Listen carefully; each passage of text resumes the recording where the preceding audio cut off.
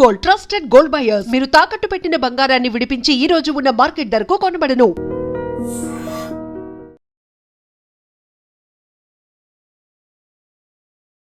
నమస్తే, నేను Kavitha. Welcome to I dream news and నిజాలు.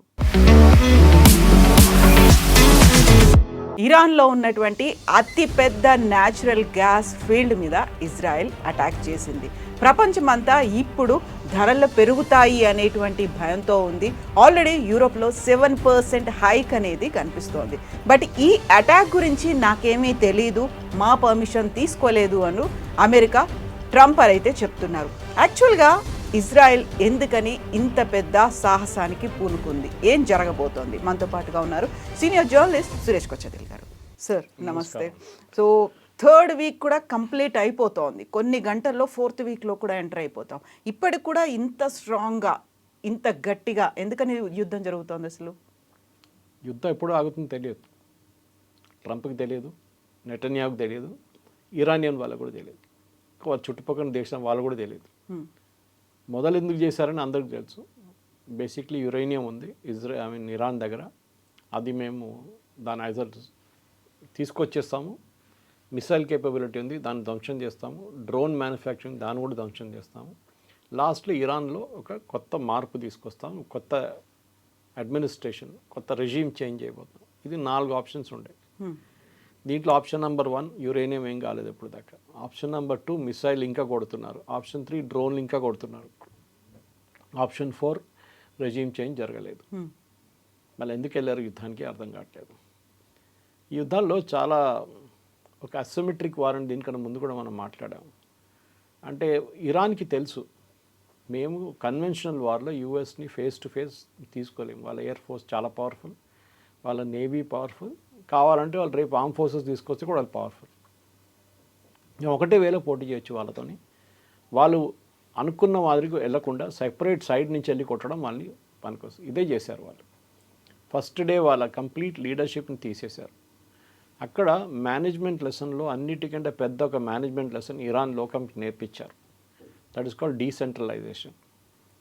ఇరాన్ అనగానే మనం ఇంగ్లాండ్ అంటే UK plus France plus Germany, ఈ 3 కలుపుకుంటే ఉన్న సైజ్, జాగ్రఫికల్ సైజ్ ఇరాన్. అంత పెద్ద దేశం అది. వీళ్ళు ఏం చేశారంటే వీళ్ళకి వీళ్ళు ఇరాన్ ఇరాక్ వార్లో దానికన్నా సద్దాం హుసేన్ వ్యతిరేకంగా జరిగిన యుఎస్ ఆపరేషన్లో ఇరాన్ చాలా లెసన్స్ నేర్చుకున్నారు. మిలిటరీ స్ట్రాటజీస్గా వాళ్ళు ఏం నేర్చుకున్నారంటే సద్దాం హుసేన్ కొట్టడానికి వీళ్ళు షాక్ అండ్ ఆ అని పేరు ఉండేది ఆపరేషన్, మీకు గుర్తుంటుంది. కంప్లీట్గా ఎయిర్ పవర్ యూజ్ చేశారు, నేవల్ పవర్ యూజ్ చేశారు. లాస్ట్లో కొంత ట్రూప్స్ని దింపారు. సద్దాం హుసేన్ ఎట్లా సద్దాం హుసేన్ సెంట్రలైజ్ చేసుకున్నాడు అన్ని ఆపరేషన్. ఆయనే అన్ని డిసైడ్ చేసే మనిషి, ఇంకా ఎవరికి పవర్ ఇవ్వలేదు. ఇంకోటి అన్ని పవర్ బగ్దాద్లో పెట్టుకున్నారు, మిగతా చోట్ల ఎక్కడ పవర్ డీసెంట్రలైజ్ చేయలేదు. సో ఇరాన్ ఏం నేర్చుకున్నారంటే మా దగ్గర రేపు ఇదే జరిగితే, మా లీడర్షిప్ని కొడితే మిగతా వాళ్ళు సర్వైవ్ ఎట్లా కావాలి. ఇరాన్కి ఒకటే ఆబ్జెక్టివ్ ఉంది కవిత గారు, టు సర్వైవ్. మేము బతకాలి ఎట్లయినా.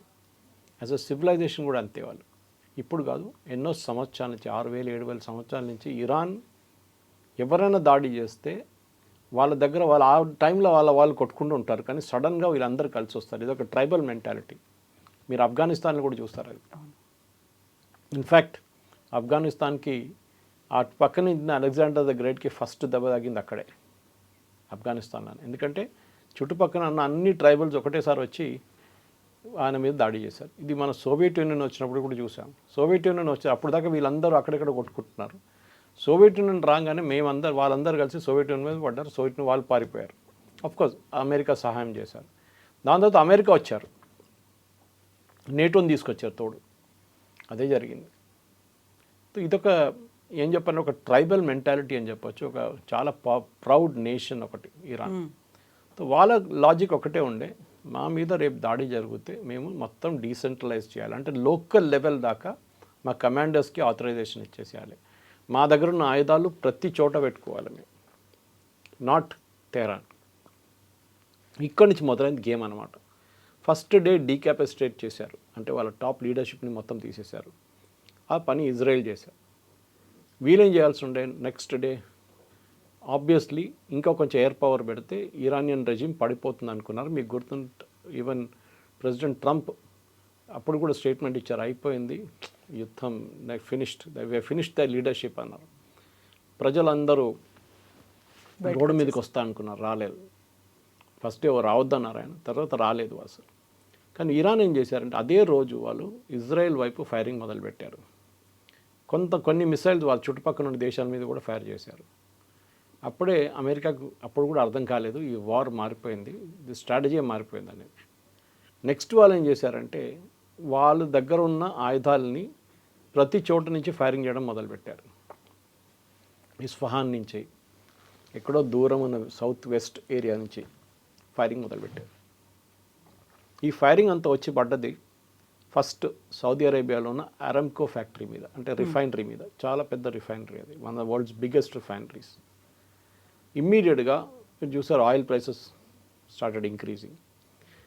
ఇంకోటి అరామ్కో మీద కొట్టడం ఒక సైకలాజికల్ బ్లో ఉండే సౌదీ అరేబియాకి. రెండోది ఏం చేశారు, దుబాయ్ మీద కొట్టారు.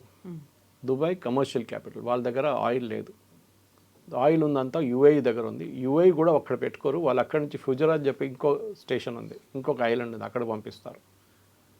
మూడోది దుబాయ్లో ఉన్న పామ్ జుమరియా మీద కొట్టారు, again commercial totally. Airport, palm Jumeirah, Aramco. Next day వాళ్ళు బహ్రెయిన్లో ఉన్న యుఎస్ 5th ఫ్లీట్ మీద కొట్టారు. మీరు చూడండి అటాక్స్ కూడా వాళ్ళు వేరీ చేశారు. వాళ్ళు అంత ఐ థింక్ మిలిటరీ ఎక్స్పర్ట్స్కి, మిలిటరీ హిస్టారియన్స్కి ఈ యుద్ధం అయినాక దీని మీద చాలా ఎక్స్టెన్సివ్గా రీసెర్చ్ పేపర్స్ రాయాల్సి వస్తుంది, ఎట్లా వీళ్ళు చేశారని. అంత ప్లానింగ్తో చేశారు వీళ్ళు. అమెరికా అనుకున్నారు ఒక్క దెబ్బ కొడితే వీళ్ళందరూ పోతారు ఒకటేసారి అని, అది జరగలేదు. ఇప్పుడు లేటెస్ట్గా జరిగిన ఈ గ్యాస్ ఫీల్డ్ అటాక్, ఇది కూడా క్లాసిక్. ఇరాన్కి చాలా సంవత్సరాల నుంచి ఇరాన్ ఖత్తర్ని కొట్టాలని చూస్తున్నారు. ఇప్పుడు దాకా వాళ్ళకి ఛాన్స్ దొరకలేదు వాళ్ళకి ఎక్కువ. ఇజ్రాయెల్ దానికన్నా ఎక్కువ. ఇజ్రాయెల్ ఎప్పటి నుంచో ఖత్తర్ని కొట్టడానికి చూస్తున్నారు. ఒకసారి కొట్టారు కూడా, మీకు గుర్తుంది లాస్ట్ టైం కొన్ని నెలల ముందు హమాస్ కొన్ని లీడర్స్ని ఖత్తర్లో కొట్టారు ఇజ్రాయెల్. చనిపోయారా లేదని తెలియదు కానీ లేదని డినై చేశారు ఖత్తర్ ఆ రోజు. ఇన్ఫాక్ట్ ఈ లీడర్లు ఇక్కడ లేదన్నారు. లోకంలో ఉన్న ప్రతి టెర్రరిస్ట్ ఆర్గనైజేషన్, హమాస్ ఉండొచ్చు, హెజ్బుల్లా ఉండొచ్చు, ముస్లిం బ్రదర్హుడ్ ఉండొచ్చు, అల్ ఖైదా ఉండొచ్చు, వీళ్ళందరూ అక్కడ కూర్చున్నారు. They are all in Qatar. Qatar చాలా చిన్న నేషన్. వాళ్ళ లోకల్ పాపులేషన్ అంటే ఖతారీ పాపులేషన్ ఓన్లీ 4 లక్షలు అంతే. మన దగ్గర ఒక జిహెచ్ఎంసీ వార్డులో దానికన్నా ఎక్కువ మంది ఉంటారు. కానీ ఎక్స్పాట్రియేట్ పాపులేషన్, అక్కడ వచ్చి పనిచేస్తున్న వాళ్ళు వాళ్ళకన్నా చాలా ఎక్కువ. ఇది ఖతార్కి భయం ఉందన్నమాట, ఏ రోజు మమ్మల్ని టేక్ ఓవర్ చేస్తారని. దానికోసం వాళ్ళు అరబ్ కంట్రీస్ నుంచి ఎక్కువ మందిని తీసుకురారు. వాళ్ళు మన వైపు నుంచి, ఇండియా వైపు నుంచి, సౌత్ ఈస్ట్ ఏషియా నుంచి వర్కర్స్ని తెచ్చుకుంటారు వాళ్ళు. So that we will not do a coup రేపు.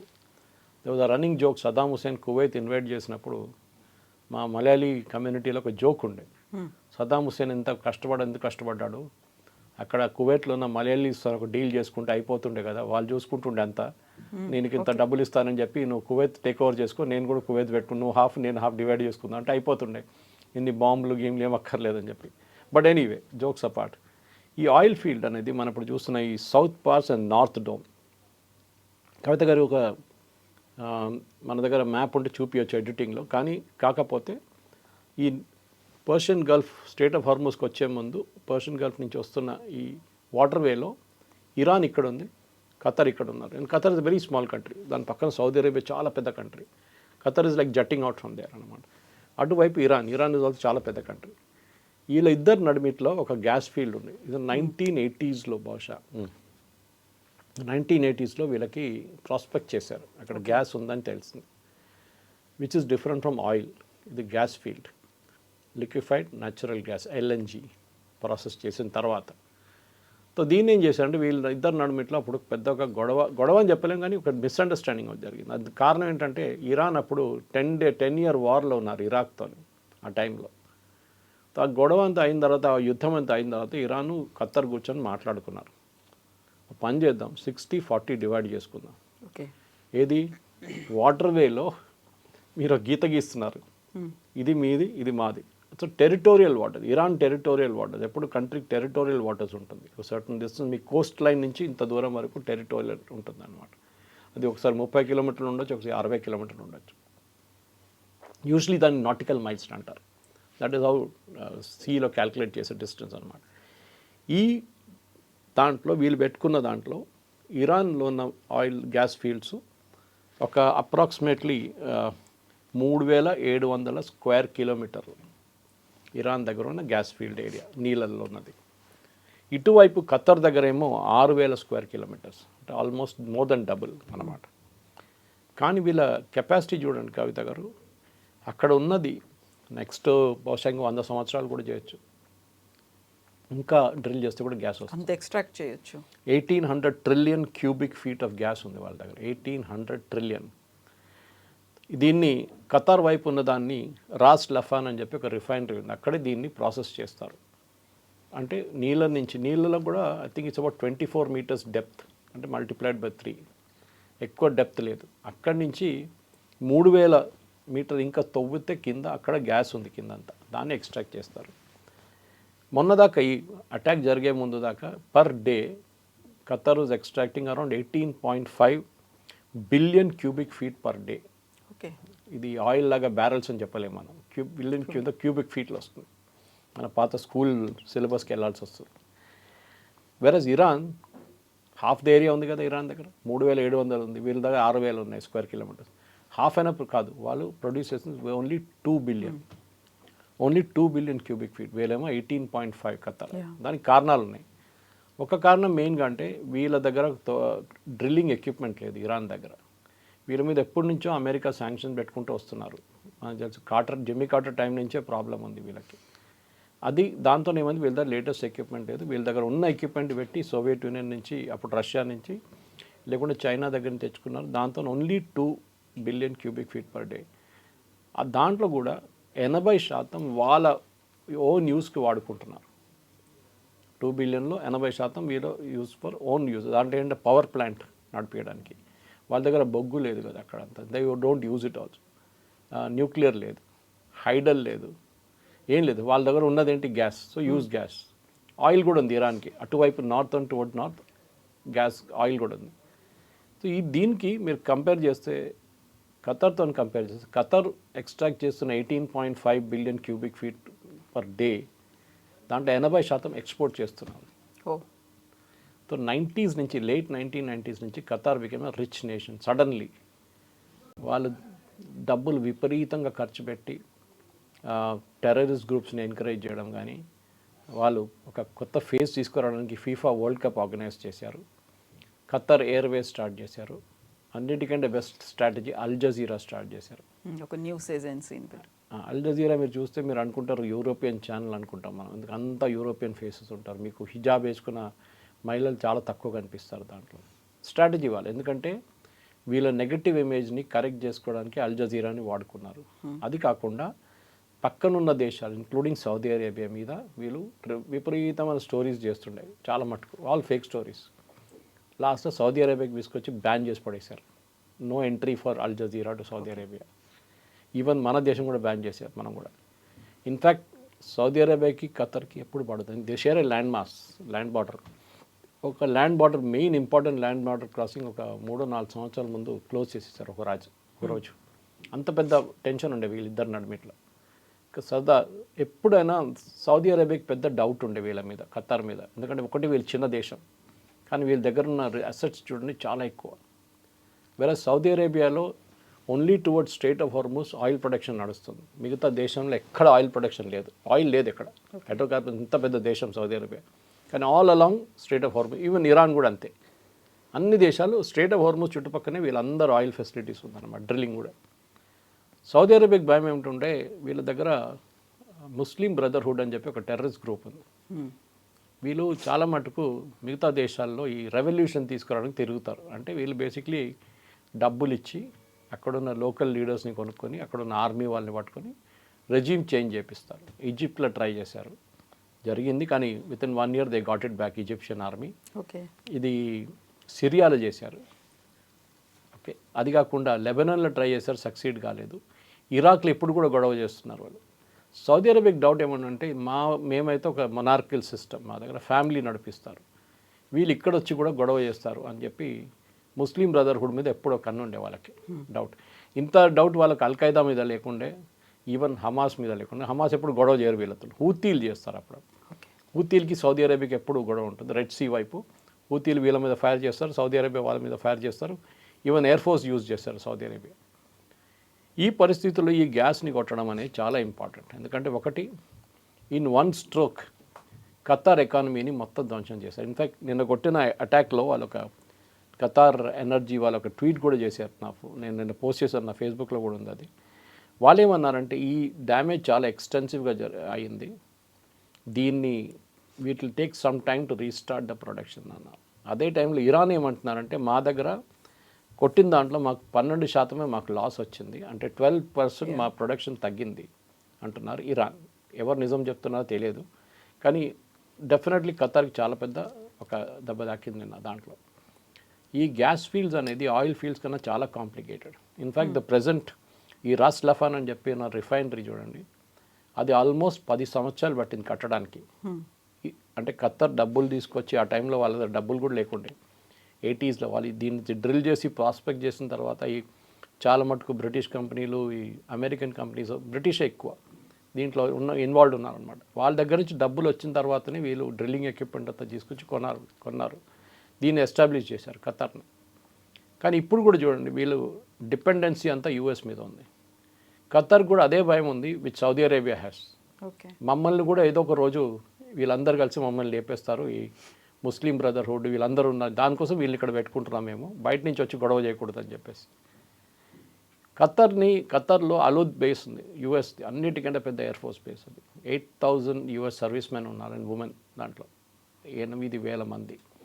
ఆల్మోస్ట్ ఒక 250 ఎయిర్క్రాఫ్ట్ ఉంది అక్కడ వాళ్ళకి, అమెరికన్స్కి. It is like an American city, proper city. అక్కడ cost per $1 billion per month, అది మొత్తం కడుతున్నది ఖతార్.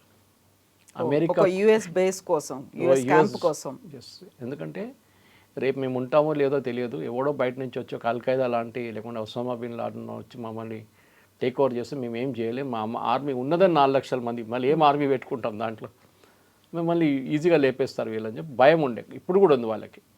సో దానికోసం యూఎస్ ఎయిర్ ఫోర్స్ బేస్ అక్కడ పెట్టుకున్నారు. ఇన్ఫ్యాక్ట్ ఏ అమెరికన్ ప్రెసిడెంట్ వచ్చినా డబ్బులు అమెరికన్ ఎలక్షన్ క్యాంపెయిన్లో మ్యాక్సిమం ఖర్చు పెట్టేది Qatar through their sister organisations. అమెరికాలో ప్రతి యూనివర్సిటీని టేక్ ఓవర్ చేసుకున్నారు వీళ్ళు. కొలంబియా నుంచి యూపెన్ నుంచి మీరు చూసుకోండి, ఏదైనా హార్వర్డ్, ఎవ్రీవేర్ వీళ్ళు ఏం చేస్తారంటే చైర్లు కొనుక్కుంటారు. దిస్ యూనివర్సిటీస్లో చైర్ అంటారంటే స్పెషలైజ్ సబ్జెక్ట్కి. ఫర్ ఎగ్జాంపుల్ ఆంటర్ప్రెనర్షిప్ గురించి చెప్పినప్పుడు ఒక ప్రొఫెసర్ మీద ఒక చైర్ ఉంటుంది, అంటే దాన్ని ఫండింగ్ చేస్తారు వాళ్ళు. They can run the entire department ఆ డబ్బులతోనమాట. వీళ్ళ దగ్గర ఉన్న క్వీన్ వాళ్ళ పేరు మీద చాలా మటుకు చారిటీ ఉంది యూఎస్లో. అది కాకుండా మొన్న ప్రెసిడెంట్ ట్రంప్ వెళ్ళినప్పుడు మీరు చూసుంటారు, ఒక మొత్తం ఎయిర్క్రాఫ్ట్ ఇచ్చేసారు ఆయనకి, బోయింగ్. చిన్నపిల్లలకి మనం గిఫ్ట్ ఇస్తాం చూడట్లనే కొత్త బోయింగ్ ఎయిర్క్రాఫ్ట్ ఇచ్చేసి you can use it as president's air force 1 అని చెప్పి ఇచ్చేసారు. అంత డబ్బులు ఉంది ఖతార్ దగ్గర. ఇరాన్కి అదే కోపం ఉంది, ఇంత డబ్బులు ఉంది వీళ్ళ దగ్గర, మా దగ్గర లేదే, మేమేం చేయలేకపోతున్నాం అని చెప్పి ఇరాన్కి ఎప్పుడు ఒక ఏడుపు ఉండే. అది దీంతో ఫినిష్ అయిపోయింది. Israel strategy was simple. ఒకటి ఇరాన్ని కొట్టడం, రెండోది ఖతార్ని కొట్టడం. రెండు ఒకటే స్టోన్లో అయిపోయింది అనమాట. 2 birds in 1 stone అంటారు చూడండి, అదే జరిగింది. కానీ ఇరాన్ ఇప్పుడు చేసిన దాంట్లో చాలా మటుకు అమెరికా ఏమంటున్నా అంటే మాకు తెలియదు, మీ ఓపెనింగ్ కామెంట్స్ మీరు చెప్పారు, మా పర్మిషన్ తీసుకోలేదు, మాకేం తెలియదు. ఖతార్లో అన్నిటికంటే పెద్ద air force base outside US, Al Udeid base ఉంది అక్కడ. ఆ బేస్లో ఉన్న మీ దగ్గర ఉన్న రాడార్ కెపాసిటీ 3,000-4,000 కిలోమీటర్ల ముందు, అక్కడ దూరం నుంచి ఒక మిస్సైలో లేకుంటే ఒక డ్రోనో లేకుంటే ఒక ఎయిర్క్రాఫ్ట్ టేక్ ఆఫ్ చేస్తే మీ రాడార్లో వస్తుంది. అంత కెపాసిటీ ఉంది. అంతా ఉన్నప్పుడు ఇజ్రాయెల్ నుంచి వచ్చిన ఎయిర్క్రాఫ్ట్ వచ్చి ఇరాన్ని బాంబ్ చేసినప్పుడు మీకు తెలియదా? తెలుసు. దీనికన్నా ముందు కూడా ఖతార్ మీకు గుర్తుంటుంది, వెన్ ఖతార్లో హమాస్ని కొట్టిన ఇన్సిడెంట్ చెప్పాను చూడండి, ఒక బిల్డింగ్ మీద కొట్టారు, మీటింగ్ జరుగుతుందంట అక్కడ రెసిడెన్షియల్ ఏరియాలో. అప్పుడు కూడా ఇదే ఆరోపణలు వచ్చినాయి. మీ దగ్గర ఇంత అడ్వాన్స్డ్గా ఉన్న ఎయిర్క్రాఫ్ట్ రాడార్ ఖతార్ లోపల ఎంటర్ అయినప్పుడు ఇజ్రాయలీస్ మీకు తెలియదా అని అడిగారు ఖతార్ వాళ్ళు. ఎందుకు డిటెక్ట్ చేయలేకపోయింది అంటే మేము కనిపించలేదన్నారంట. ఇప్పుడు ట్రంప్ అంటున్నారు మాకు అసలు తెలియనే తెలియదు వీళ్ళు కొడుతున్నారని. అంతా తెలిసి చేశారు. ట్రంప్కి ఏంటంటే Qatar is a very close friend. నేను చెప్పాను చూడండి, దాని కారణాలు చాలా ఉన్నాయి. ఫండింగ్ కూడా వీళ్ళే చేస్తారు, డబ్బులు ఇస్తారు ఎలక్షన్కి. సో వీళ్ళని ఎప్పుడూ ఏం చెప్తారు, తప్పు పట్టలేము వాళ్ళని అని చెప్తారు. దానికోసం హమాస్ని పెట్టుకున్న తర్వాత కూడా హమాస్ లీడర్స్ని ఎక్కడి నుంచి తీసేమని ఇజ్రాయెల్ చాలా మటుకు ప్రెషర్ పెట్టినప్పుడు కూడా అమెరికా సపోర్ట్ చేశారు ఖతార్ని, లేక అక్కడే ఉండేయండి అని. ఇజ్రాయెల్ చాలా క్లియర్గా చెప్పారు, ఒక్క హమాస్ లీడర్ కూడా అక్కడి నుంచి బయటికి వస్తే మేము వాడిని చంపేస్తాం. ఎవరైనా దానికోసం వాళ్ళు బయటికి రారు. ఒక్కసారి మొన్న 6 నెలలు 8 నెలల ముందు ఇరాన్ ప్రెసిడెంట్ చనిపోయారు హెలికాప్టర్ క్రాష్లో, మీకు గుర్తుంటుంది. అప్పుడు సంతాపం తెలవడానికి కొత్త ప్రెసిడెంట్ టేక్ ఓవర్ చేయని చెప్పడానికి ఇస్మాయిల్ హనియా అక్కడి నుంచి వచ్చింది ఇక్కడికి. ఆయన వచ్చి ఇలా ఇరానియన్ లీడర్స్ అందరినీ కలిసిన తర్వాత అక్కడ ఇరాన్ రెవల్యూషనరీ గార్డ్ వాళ్ళకి మోస్ట్ సెక్యూర్ కాంపౌండ్, అంటే దాని లోపల ఒక ఈగో కూడా దొరకదు, అంత సెక్యూర్గా ఉన్న కాంపౌండ్ లోపల ఇజ్రాయెల్ ఒక బాంబు కొట్టారు. ఇస్మాయిల్ హనియాని కరెక్ట్ ఆయన బెడ్రూమ్ మీద కొట్టారు, ఆయన చనిపోయారు. పక్కన ఉన్న బాడీగార్డ్స్ 12 మంది ఉన్నారంట, వాళ్ళకి ఎవ్వరికి ఏం కాలేదు. అంత ప్రెసిషన్ స్ట్రైక్ చేశారు. అప్పుడు చాలామంది అడిగారు, ఆ రోజు ఫస్ట్ టైం ఇరాన్ మీద అట్లాంటి దాడి చేయడం ఇజ్రాయెల్ది. ఇస్మాయిల్ హనియాని మీరు చంపారని చెప్పి ఖతర్ ఆబ్జెక్ట్ చేశారు. ఇజ్రాయెల్ ఏం చెప్పలేదు, కానీ అమెరికా ఏం చెప్పారంటే ఆయన ఖతర్లో లేడు కదా, if he was in Qatar then you have right to object. First of all మీ సిటిజన్ కాదు, బట్ స్టిల్ మీకు ఒక లీగల్ అబ్జెక్షన్ మీరు చేయవచ్చు, మా ప్రొటెక్షన్లో ఉన్న మనిషి మీరు ఎట్లా చంపారు. ఆయన బయటకు వచ్చారు, బాబు ఏం చేయాలి మేము, బయటికి ఎవరు రమ్మన్నాడు.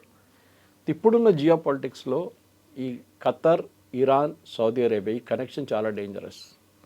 వీళ్ళ నడిమిట్లో ఉన్న గొడవతోనే మొత్తం ఈ రీజన్ మొత్తం ఇన్స్టేబిలిటీ అయిపోతుంది.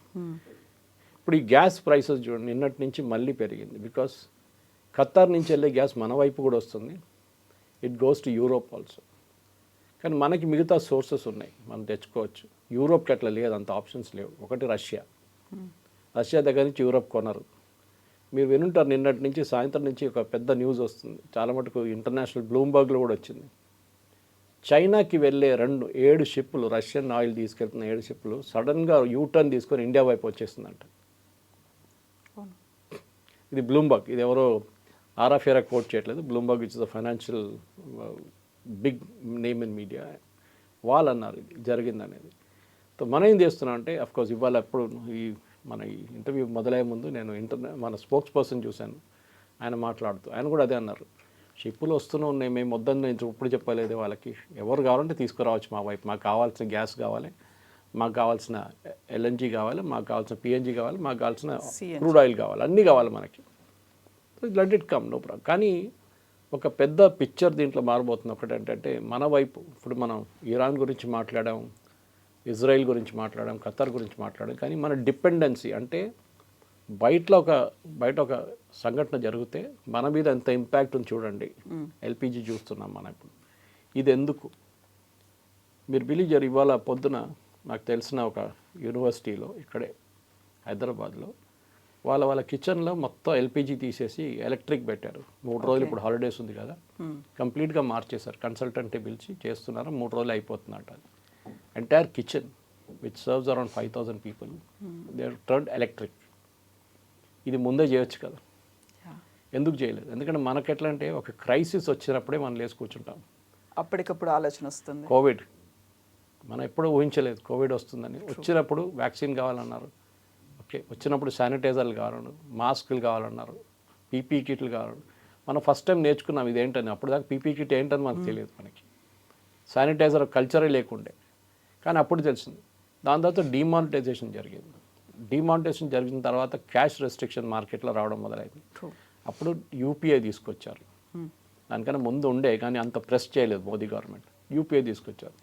డిజిటల్ పేమెంట్స్ మొదలైంది, గూగుల్ పే కానీ, ఫోన్పే కానీ, మిగతా పేమెంట్. సడన్లీ ఇప్పుడు అందరు దానికి వెళ్ళిపోయారు. సో మన దగ్గర ఒక క్రైసిస్ ఆపర్చునిటీ ఇప్పుడు వచ్చింది. నిన్న రాత్రి సిఎన్బిసిలో ఒక ఇంటర్వ్యూ చూశాను.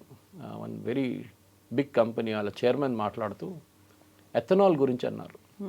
నేను ఎందుకు చెప్తున్నా అంటే, మనం మీద వెస్ట్ ఏషియాకున్న పవర్ ఎంత అని చూడండి. ఇక్కడ అదే టైంలో ప్రెషర్ కూడా మన వైపు ఈ ఎథనాల్ బ్లెండింగ్ అని చాలా రోజుల నుంచి నడుస్తుంది. మన 2 వీలర్లు కానీ 4 వీలర్లు కానీ పోసే పెట్రోల్లో ఎథనాల్ కలుపుతారు. Ethanol by product of sugar cane.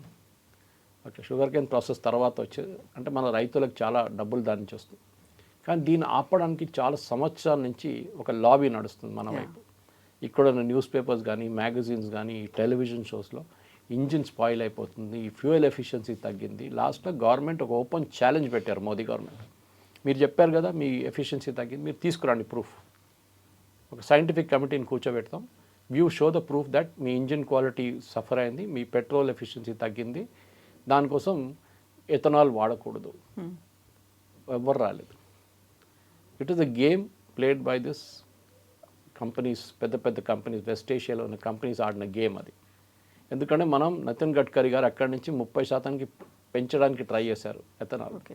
అప్పుడు ఒక రూమర్ వచ్చింది ఎథనాల్ కంపెనీలు అన్నీ వాళ్ళ ఫ్యామిలీది అని చెప్పి ఒక పెద్ద స్టోరీ ఇంకోటి తయారు చేశారు. తర్వాత అది కూడా అబద్ధం అని తెలిసిపోయింది. ఇప్పుడు ఎథనాల్ కంపెనీస్ ఏమంటున్నారంటే we can replace the entire LPG with ethanol. ఆలోచించండి ఎంత పెద్ద మార్పు. దీనికి ఒక కాంటెక్స్ట్ తీసుకురావాలంటే కవిత గారు, మన ఇండియన్ రైల్వేస్లో మన స్టీమ్ ఇంజిన్ తర్వాత నెక్స్ట్ డీజిల్ ఇంజిన్స్ వచ్చింది. Hundreds and thousands of diesel engines across the country. Slowly Indian railways దాన్ని ఎలక్ట్రిఫికేషన్ మొదలుపెట్టారు. అండ్ మోదీ గవర్నమెంట్ వచ్చిన తర్వాత రియల్ పుష్ ఇచ్చారు దానికి. 100% ఎలక్ట్రిఫికేషన్. డీజిల్ ఇంజిన్స్ చాలా తక్కువ, మీకు ఒక 50-100 ఉంటుంది. ఎందుకంటే అది కొన్ని యార్డ్స్లో కొన్ని ప్లేసెస్లో డీజిలే వాడచ్చు మీరు. ఓకే, ఫర్ ఎగ్జాంపుల్ ముందు ఊటీ వైపు వెళ్తున్న టాయ్ ట్రైన్స్ అని దట్ ఉంటుంది, దాన్ని కూడా డీజిల్, మీకు అక్కడ ఎలక్ట్రిక్ కేబుల్స్ పెట్టలేవు. ఇప్పుడు అది కూడా మారిపోయింది అనుకుంటాను, ఎలక్ట్రిక్ అయింది అక్కడ కూడా. కానీ అది కాకుండా మన వైపు మీరు చూస్తే మార్షలింగ్ యార్డ్స్ అంటారు, కోచెస్ అన్ని చేసి అక్కడ కూడా డీజిల్ కావాలి. కానీ 100% ఆల్మోస్ట్ వీళ్ళు డీజిల్ నుంచి ఎలక్ట్రిక్ చేస్తారు. ఇండియన్ రైల్వేస్కి వచ్చిన సేవింగ్స్ ఆలోచించండి ఒకసారి, హ్యూజ్ సేవింగ్స్. దేశం కూడా వందలాది కోట్లు మనం సేవ్ చేసుకున్నాం. ఇప్పుడు ఎందుకు చేయట్లేదు? ఇప్పుడు government suddenly has woken up. PNG compulsory చేశారు, పైప్డ్ న్యాచురల్ గ్యాస్. అది మన దగ్గర ఉంది, మనది తెచ్చుకున్న దానికి ఎఫిషియన్సీ వైజ్ ఇట్స్ బెటర్. ఇప్పుడు గవర్నమెంట్ ఏమంటున్నారు, ప్రతి గేటెడ్ కమ్యూనిటీ, ప్రతి apartment with a certain number of flats PNG చేసుకోవాలి అని ఒక ఆలోచనలో ఉన్నారు. దాన్ని చేశారు కూడా కొంతమటు. నెక్స్ట్ పిఎన్జి ఉన్న వాళ్ళ దగ్గర ఎల్పిజి సరెండర్ చేయమంటున్నారు, లేకుంటే బ్లాక్ చేసి పడేస్తా అంటున్నారు. అదంత ఈజీ కాదు, ఎందుకంటే కొంతమంది రెంట్లో ఉంటారు, దాని తర్వాత ఇంకో ఇంటికి వెళ్తారు, అప్పుడు వాళ్ళకి ప్రాబ్లం రావచ్చు, అక్కడ పిఎన్జి ఉండకపోవచ్చు అక్కడ. Anyway that can be sorted out, అది పెద్ద ఇష్యూ కాదు. కానీ యాజ్ ఎ నేషన్ మనం నేర్చుకోవాల్సింది, ఎందుకంటే ఈ చిన్న ఒక ఇన్సిడెంట్ చాలు మనకి ఒక పెద్ద రిమైండర్గా. మనం ఎంత వల్నరబుల్గా ఉన్నాం, మనం పెద్ద 4th developed economy, 5th largest economy అంటాం, కానీ వెస్ట్ ఏషియాలో ఒక క్రైసిస్ రాగానే మనకు మొత్తం మన మీద వచ్చి పడుతుంది.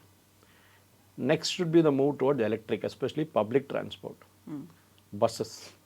మనం చూస్తాం మన హైదరాబాద్లో చాలా మటుకు ఇప్పుడు ఎలక్ట్రిక్ బస్సెస్ మొదలైనాయి, కానీ ఇప్పుడు కూడా డిస్ట్రిక్ట్కి వెళ్ళే బస్సెస్ ఎక్కువ లేవు, అది కూడా చేయాల్సి వస్తుంది.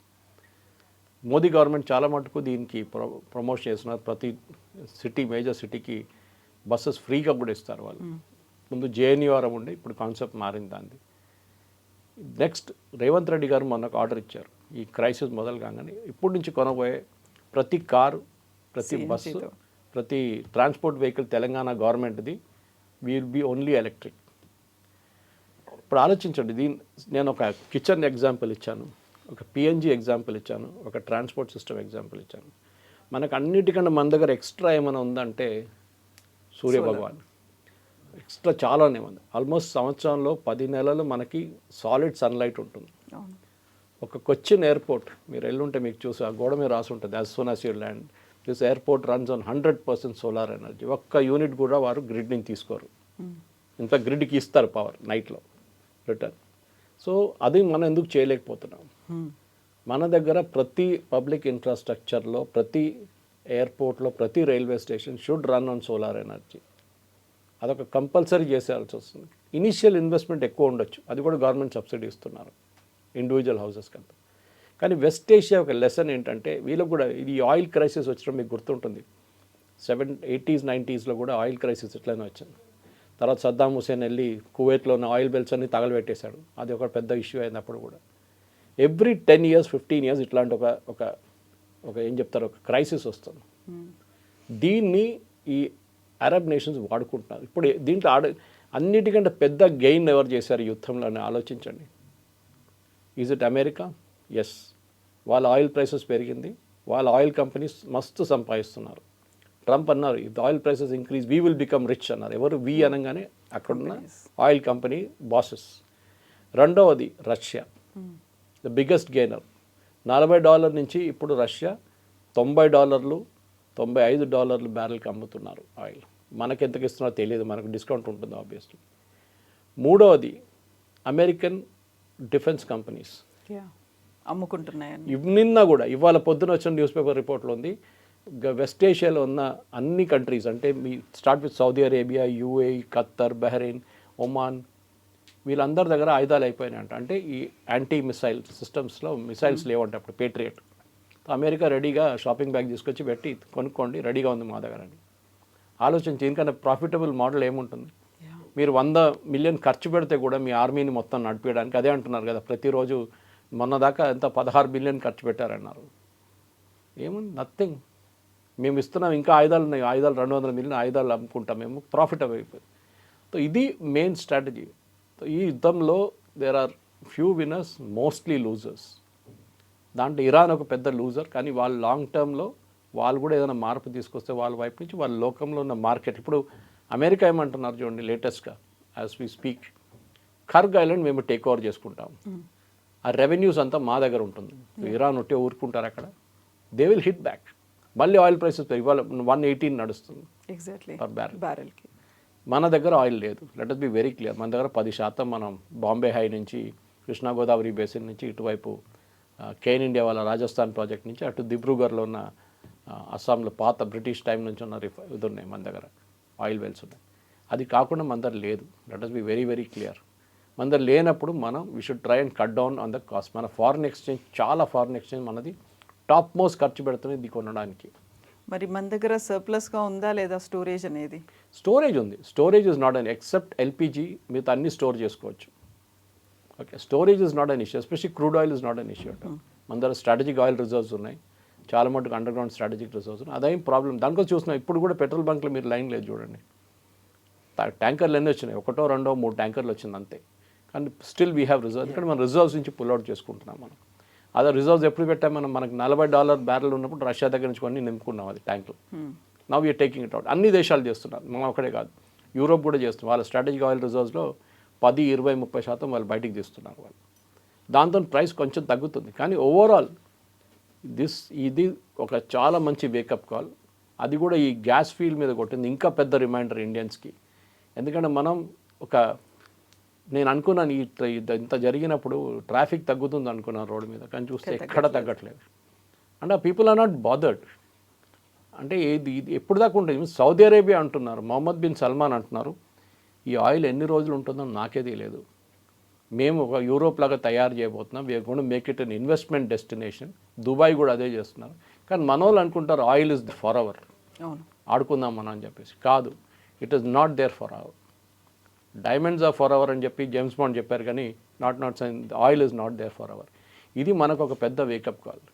మనం మన way of living, way of commuting మనం చేంజ్ చేసుకోవాల్సి వస్తుంది. అది ఇప్పుడు దాకా సౌత్ పాస్ ఎక్కడుందో లేకుంటే నార్త్ డమ్ ఎక్కడుందో అని తెలియని మనుషులకి ఇప్పుడు 2 రోజుల నుంచి జాగ్రఫీ లెసన్స్ నడుస్తున్నాయి. ఇప్పుడు దాన్ని we should convert into technical lessons. That మనం కూడా మార్పులు తీసుకురావాల్సింది. Yes sir, thank you very much. Thank you. నిజంగా ప్రస్తుతం ఉన్నటువంటి సమాజం దేనికి ప్రయారిటీ ఇస్తుంది? ఆర్థిక సంబంధాల చుట్టూ మాత్రమే తిరుగుతోంది. మళ్ళీ ఎన్నికలంగానే చాలా విరక్తి కలుగుతాను. మంచి అనిపిస్తుంది కదా, లేడీస్ కూడా ఛాలెంజింగ్ జాబ్స్ చేసినప్పుడు చాలా బాగుంటుంది.